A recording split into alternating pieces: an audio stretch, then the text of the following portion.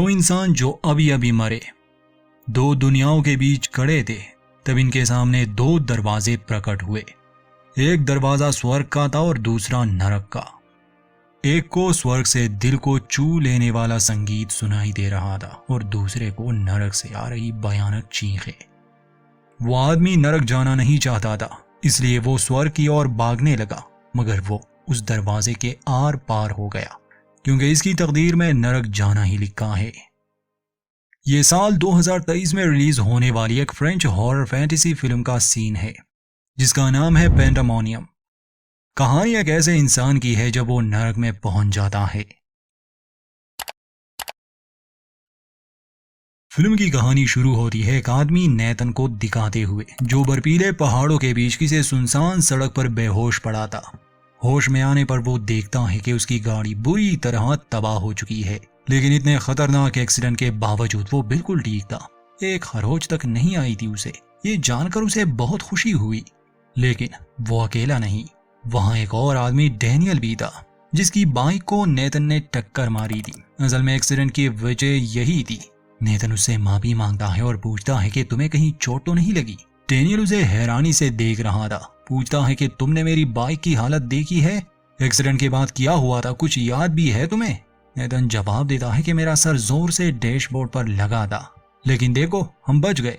Daniel पूछता है कि फिर तुम्हारे सर पर चोट का कोई निशान क्यों नहीं है, और यकीनन तुम्हें कोई दर्द भी महसूस नहीं हो रहा? नेतन जवाब देता है कि हाँ, तुम सही कह रहे हो। तब डैनियल कहता है कि क्या अब भी तुम नहीं समझे? हम मर चुके हैं, अब हम आत्माएं हैं। इस बात से नेतन बौखला गया। वो अपने शरीर को महसूस करते हुए कहता है कि देखो, मैं असली हूँ, तुम गलत फहमी में हो। मैं जिंदा हूँ, बिल्कुल ठीक ठाक, और तुम भी हो। डैनियल कहता है कि जब तुम्हारी गाड़ी मुझसे टकराई, मैंने अपने पसलियों के टूटने को महसूस किया। शायद मेरी मौत तुमसे पहले हुई, क्योंकि तुम मेरे कुछ समय बाद आए। मैं भी ये मानने के लिए तैयार नहीं था, लेकिन अब मैंने हकीकत को मान लिया है। अच्छा, यही होगा कि तुम भी समझ जाओ। लेकिन नेतन मानने के लिए तैयार ही नहीं था। तब डैनियल गाड़ी की तरफ इशारा करके कहता है कि तुम्हें अंदर देखना चाहिए। नेतन के देखने पर वाकई उसकी लाश गाड़ी में मौजूद थी, जिसका बुरा हाल हो चुका था। ये देखकर उसके तो होश उड़ गए। कहता है कि मैं ये नहीं मानूंगा, मैं तो अभी 45 का हूँ, मेरे सामने पूरी जिंदगी पड़ी है। मेरे बच्चों का क्या होगा और मेरे दोस्तों का? डैनियल कहता है कि मेरी मौत की खबर से मेरी पत्नी को बहुत दुख होगा, उसने मुझे बाइक लेने से मना किया था। डैनियल हैरान था कि नेतन ने अपनी पत्नी का जिक्र नहीं किया। खैर, डैनियल इस बात से खुश था कि मौत के बाद भी एक दूसरी दुनिया है। नेतन को उसकी बातों पर गुस्सा आ रहा था। वो कहता है कि मुझे अपनी जिंदगी वापस चाहिए, ये सब सच नहीं हो सकता। डैनियल को उसकी बात पर गुस्सा आ जाता है और समझाने के लिए वो उसकी लाश गाड़ी से बाहर निकालकर उसके सामने रख देता है, ताकि वो सच्चाई मान ले। नेतन से ये सब देखा नहीं जाता, इसलिए डैनियल उसके चेहरे पर एक रुमाल रख देता है। तभी उन्हें गाड़ी की आवाज सुनाई दी। करीब आने पर नेतन उस आदमी से मदद मांगने की कोशिश करता है, लेकिन वो आदमी उन दोनों को नहीं देख सकता था। नेतन खुश था कि शायद ये आदमी उनकी मदद करेगा, मगर वो आदमी उसका वॉलेट चुरा कर निकल गया। नेतन को बहुत गुस्सा आया, लेकिन इस सब से एक बात तो वो समझ गया कि वो वाकई मर चुका है, और अब उसे इस बात की चिंता थी कि अगर कोई दूसरी दुनिया है मौत के बाद, तो नर्क और स्वर्ग भी होगा। वो डैनियल से पूछता है कि अगर हमसे किसी का खून हुआ हो तो क्या हम फिर भी स्वर्ग में जाएंगे? डैनियल हैरान होकर पूछता है कि किसका खून? तो नेतन बताता है कि जैसा तुम समझ रहे हो वैसा कुछ भी नहीं, लेकिन मैंने अपनी पत्नी को मार दिया था, क्योंकि वो बहुत बीमार थी, तकलीफ में थी। और अब डैनियल को समझ आता है कि उसने अपनी पत्नी का जिक्र क्यों नहीं किया शुरू में। वो दोनों बात कर ही रहे थे कि तभी डैनियल को एक धुन सुनाई देती है, जिसे नेतन सुन नहीं पा रहा था। और तभी वो अपने सामने एक दरवाजा देखते हैं, जो दरअसल स्वर्ग का दरवाजा था। डैनियल खुश हो जाता है, क्योंकि उसे वो धुन वहीं से आ रही थी। इतने में उनके पीछे एक और दरवाजा भी प्रकट हुआ, नरक का दरवाजा। नेतन को वहां से भयानक आवाजें आ रही थी। डैनियल कहता है कि हम दोनों को अलग अलग दरवाजों से आवाजें आ रही है, जिसका मतलब साफ है कि तुम नरक में जाओगे और मैं स्वर्ग में। अब इससे पहले कि डैनियल दरवाजे के उस पार जाए, नेतन डैनियल को धक्का देकर खुद ही उस दरवाजे से गुजरने की कोशिश करता है, लेकिन वो उस दरवाजे के आर पार हो गया, जिससे वो काफी निराश था, क्योंकि वो नरक नहीं जाना चाहता था। डैनियल उसे समझाता है कि अब कोई दूसरा रास्ता नहीं। नेतन एक्सीडेंट के लिए उससे माफी मांगता है। तब डैनियल कहता है कि तुम्हारी गलती नहीं थी, मेरा ही ध्यान नहीं था। दरअसल मैं सड़क के पास खेलती एक बच्ची को देख रहा था। खैर, दोनों एक दूसरे से गले मिलते हैं और अब डेनियल अंदर जाने के लिए तैयार था, लेकिन इस बार डेनियल भी उस दरवाजे को पार नहीं कर पाता। हैरान था वो, उसे समझ नहीं आती कि ऐसा क्या हुआ, और अब तो उसे भी वो भयानक आवाजें सुनाई दे रही थी। तभी वहां एक बच्ची आती है जो उनसे अपनी माँ के बारे में पूछ रही थी। दरअसल ये वही बच्ची है जिसे एक्सीडेंट से पहले डेनियल ने देखा था, लेकिन उसे इस बात का अंदाजा नहीं था कि उसकी बाइक से वो बच्ची भी मारी गई। वो बच्ची कहती है कि तुम दोनों की वजह से मेरी जान चली गई, अब तुम दोनों नरक में चलोगे। जिसके बाद वो चिल्लाने लगती है, इसलिए वो दोनों उसे उठाकर स्वर्ग में फेंक देते हैं। डेनियल उदास था क्योंकि उसे भी अब नरक जाना था। वो कहता है कि हमें नरक में फेंकने के लिए कोई आएगा नहीं, जिस पर नेथन उसे लात मारकर अंदर भेज देता है, लेकिन वो खुद जाने के लिए तैयार नहीं था। तभी उसे लेने एक बहुत ही भयानक राक्षस आता है, जिससे डरकर नेथन खुद ही अंदर चला गया। अंदर उसे बहुत सारे लोग दिखते हैं जो इस समय जमीन पर बेहोशी की हालत में पड़े थे। वहां पर एक छोटी बच्ची भी थी। नेथन को समझ नहीं आता कि आखिर वो नरक में क्या कर रही है। नरक तो मासूमों के लिए नहीं, इसलिए नेथन उसके पास गया। उसका हाथ पकड़ने पर वो ये देख पाता है कि आखिर उसके साथ क्या हुआ था। इस बच्ची का नाम जेनी है। जेनी ने अपने परिवार के साथ कुछ बहुत ही भयानक किया था, जिस वजह से वो जेल में थी। एक थेरापिस्ट उससे पूछती है कि तुमने अपने परिवार के साथ ऐसा क्यों किया। जेनी कहती है कि मुझे अपनी बहन से नफरत है। दरअसल जेनी को डरावनी परछाइयां दिखाई दे रही थी, जिस वजह से उसका बर्ताव काफी अजीब हो गया था। उसके पिता को तो उससे डर लगता था, इसलिए वो चाहते थे कि उसे इलाज के लिए हॉस्पिटल भेज दे, लेकिन उसकी पत्नी हमेशा उससे बहस करती थी कि जेनी बिल्कुल ठीक है। फिर हमें पास्ट का सीन दिखाया जाता है। जेनी रईस माँ बाप की बेटी थी। एक सुबह जब वो अपने माता पिता को ढूंढने उनके कमरे में आई तो वहां उनकी लाशें पड़ी थी, लेकिन जेनी जरा भी हैरान नहीं होती, ना ही उसे इस बात का दुख था। वो तुरंत ही किचन में जाकर जैम टोस्ट बनाती है और उसे लेकर वो किसी खुफिया गुफा में जाती है, जहां टोनी द मॉन्स्टर रहता था, जो इंसानों जैसा दिखने वाला राक्षस है और जेनी का दोस्त भी। टोनी बहुत सहमा हुआ था। जेनी पूछती है कि तुमने मेरे माता पिता को क्यों मार दिया, अब मेरा ख्याल कौन रखेगा। तो टोनी कहता है कि मैंने उन्हें नहीं मारा। जेनी झूठ बोलने पर उसे डांट देती है और कहती है कि अब क्योंकि वो मर चुके हैं तो तुम्हें यहाँ छुप कर रहने की कोई जरूरत नहीं, तुम मेरे साथ मेरे घर पर रहोगे। ये सुनकर टोनी बहुत खुश हो जाता है क्योंकि वो इस गुफा से बाहर निकल नहीं पाता। खैर, घर में लाने के बाद जेनी उसे नहाने ले गई और टोनी को ये सब बहुत अच्छा लगता है। जेनी भी बहुत खुश थी क्योंकि अब वो जो चाहती कर सकती थी। उसे रोकने टोकने वाला कोई जिंदा बचा ही नहीं था। इस सब के बाद वो टोनी से कहती है कि इन लाशों को ऊपर कमरे में ले जाओ, लेकिन तभी वो सोचती है कि मुझे अपने माता पिता को आखिरी बार अलविदा कहना चाहिए, जिसके लिए वो दोनों की लाशों को थिएटर में ले गई, जहां वो टोनी के साथ एक प्ले परफॉर्म करने वाली थी। वो टोनी को स्टेज पर लाकर कहती है कि लोगों देखो, इस राक्षस ने मेरे माता पिता को मार दिया, अब इसे फांसी पर लटकाना होगा। टोनी पन्ना गले में पहनकर कहता है कि मेरा नाम टोनी द मॉन्स्टर है और मैंने ये खून नहीं किया, जिसके बाद वो फांसी पर लटक गया। खैर, थिएटर के बाद टोनी लाशों को उठाकर ऊपर ले जाता है और वो उन्हें बेड के नीचे छुपा देता है। जेनी उस बेड पर कूदने लगती है क्योंकि आज वो बहुत खुश थी। और फिर हम देखते हैं कि दरअसल रात में जेनी ही चाकू लेकर अपने माता पिता के कमरे में आई थी। यहाँ टोनी को एहसास होता है कि वो खुद को आईने में नहीं देख सकता, तो जेनी कहती है कि तुम्हारे लिए ये अच्छा है कि तुम खुद को ना ही देखो। अब इस बात से यह अंदाजा हो जाता है कि टोनी जेनी का भ्रम है।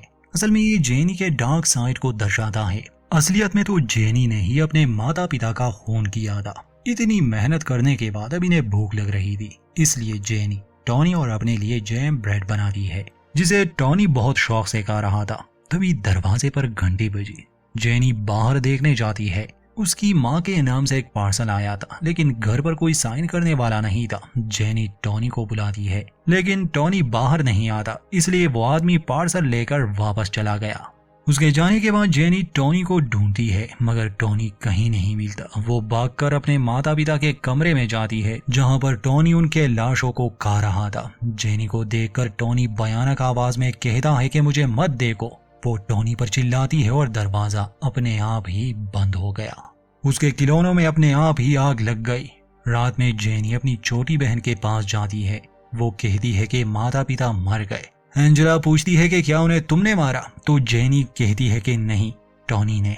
एंजेला पूछती है कि क्या वो मुझे भी मार देगा, तो जेनी कहती है कि हाँ। एंजेला पूछती है कि क्या मैं पहले अपनी ड्राइंग पूरी कर लूं, तो जेनी जवाब में कहती है कि नहीं, टॉनी को भूख लगी है।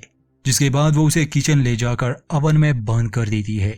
एंजेला चिल्ला रही थी लेकिन जेनी अवन ऑन करके वहां से चली गई। वो गाना गाते हुए नाच रही थी और हम घर में एक काले साए को देखते हैं।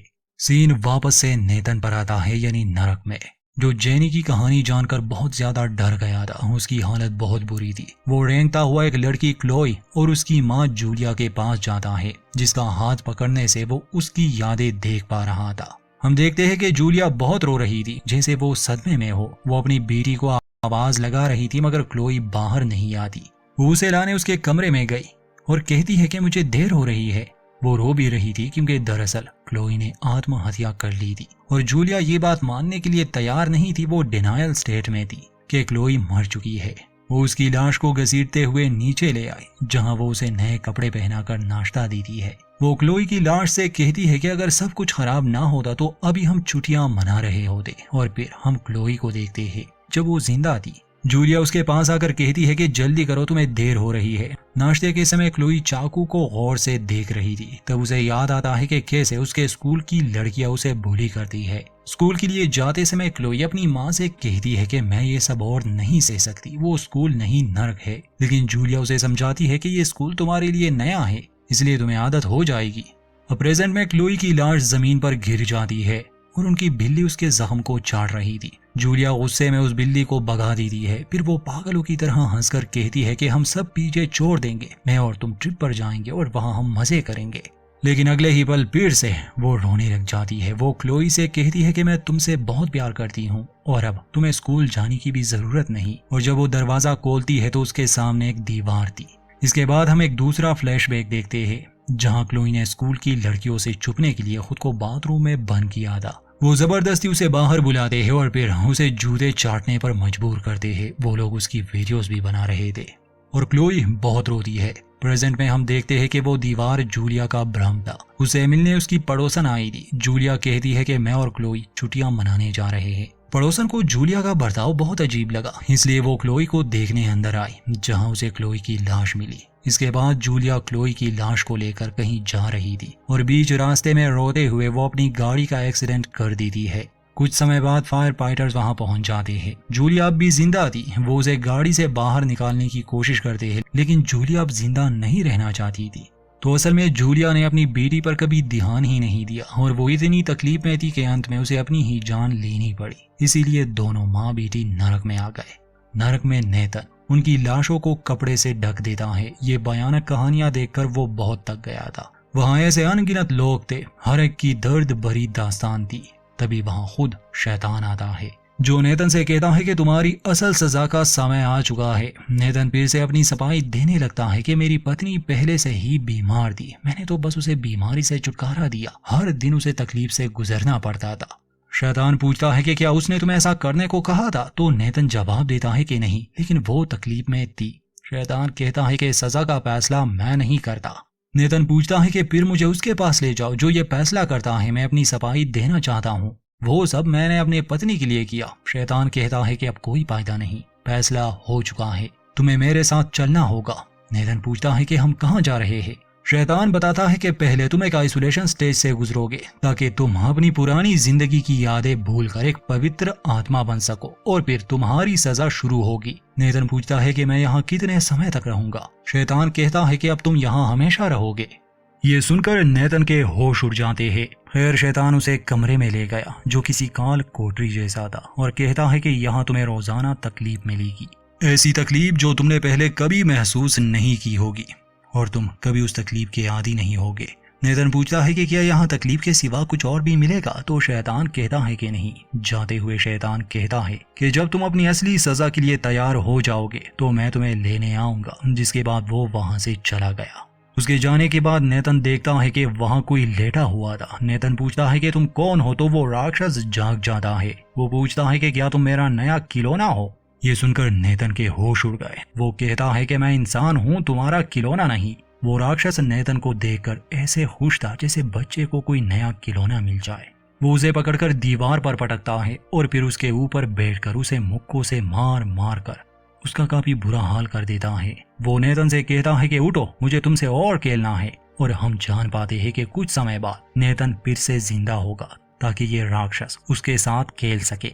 मगर ये राक्षस नेतन की आत्मा को ही मार देता है। वैसे तो नरक में ये फिर से जिंदा हो जाते, मगर इस राक्षस ने इतनी बुरी तरह से आत्मा को नुकसान पहुंचाया कि उसका पुनर्जन्म हुआ दुनिया में एक बच्चे के रूप में। शैतान इस राक्षस के पास गुस्से में आया क्योंकि अब नेतन एंटी क्राइस्ट बनकर सामने आएगा। शैतान उस राक्षस को दुनिया में भेज देता है ताकि वो नेतन की आत्मा को वापस ला सके। अंत में हम देखते हैं कि वो भयानक राक्षस उस बच्चे के कमरे में बैठा इंतजार कर रहा है और यहीं पर इस फिल्म का अंत होता है दोस्तों।